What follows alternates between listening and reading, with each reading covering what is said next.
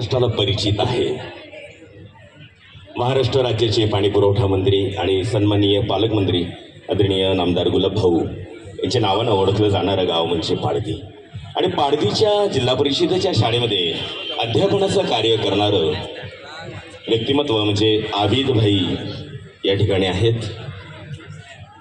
शिक्षक आहेत पण एक संगीताचे प्रेमी सुद्धा ते आहेत। असे आबिद भाई यांना विनंती करतो की एक गीत त्यांनी या ठिकाणी सादर करावं। आणि मागच्या बाजूला जी मंडळी उभी आहे डाव्या बाजूला त्यांना सुद्धा मी विनंती करेल की आस्वाद घेत असताना संगीताचा सुद्धा या ठिकाणी आपण आस्वाद घेऊया। आणि जी वयोवृद्ध मंडळी आहे त्यांना विनंती करतो की पुढे यायचं आणि बसून घ्यायचं आहे आणि या कार्यक्रमाचा आनंद आपण सगळ्यांनी मिळून लुटूया। तर यानंतर आबिद भाई।